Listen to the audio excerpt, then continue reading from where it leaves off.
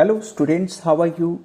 Last week, trend decider for gold was 52,509 and 52,511. And the final target was 55,143, which worked very, very well. Let's look this on the chart. And as this is the chart and this is the chart of gold, let's place final target of 55,143. Wonderful.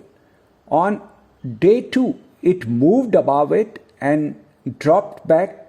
It was above this level. The price of the gold was above this level for few minutes. And then the next day, that was the resistance. 55,143, and the top was somewhere very close to it. And what was the trend decider? That was 52,509 and 11, and that also worked very well.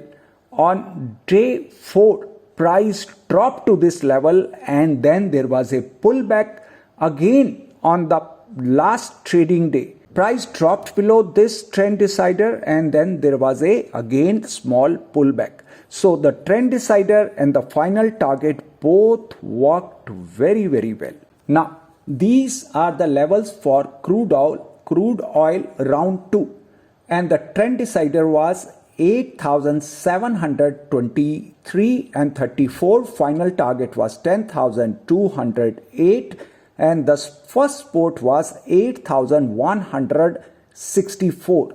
All the three worked very well. Let's look on the chart. Here, this is the chart of crude oil. Let's place the 10,200, and that is the final resistance, and the crude formed the highest high at 9,996, means 10,000. In such a big move, there was a only difference of 200 point. First support, let's place the first support, that was 8,164, and that also has taken a support on this week for at least 2 days, on Thursday as well as Friday. And the trend decider, which was 8,723, that also worked as a resistance for few days, for at least 2 days, and support for a day. Yeah, Russia is the second producer of crude oil and gas. उसको भी US ने उसके ऊपर भी sanction impose किए और कहा कि अमेरिका की बॉर्डर्स पर हम रशिया का ऑयल नहीं एक्सेप्ट करेंगे. जर्मनी की तरफ से बहुत अच्छा डिसीजन हुआ कि जर्मनी ने कहा कि we are not going to impose any sanctions on the Russian gas and oil industry. ये एक इंटेलिजेंट मूव है. जर्मनी ने अपने यहां एक वीक के अंदर 1 बिलियन यूरो यूक्रेन के लिए इकट्ठा किया और उनको पास ऑन भी किया. लेकिन उन्होंने कहा we will not impose sanctions on Russian oil and gas. Already inflation है. अगर ये एक्ट किया गया तो बाकी विश्व का तो नहीं मैं कह सकता कि क्या इम्पैक्ट होगा, बट आने वाले समय में अगर ये डिसीजन लिया गया तो then it is going to fuel the inflation, specially in the eurozone. European Union को बहुत संभल के एक्ट करना चाहिए. उनके ऊपर कई तरह से ये प्रॉब्लम सॉल्व होना यूरोप के लिए और वर्ल्ड के लिए बहुत आवश्यक है.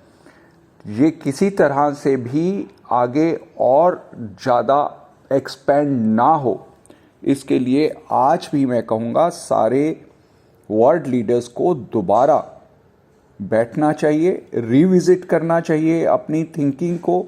लास्ट 2 years से लो इन्फ्लेशन और heavy supply of money is a right path, ऐसा सोचते हुए सारे वर्ल्ड के इकोनॉमिक्स इस बात को अप्रिशिएट कर रहे थे. अपनी पीठ खुद ही थपथपा रहे थे कि हमने लो इन्फ्लेशन में हाई सप्लाई ऑफ मनी के साथ ये ग्रोथ सेट कर दी है.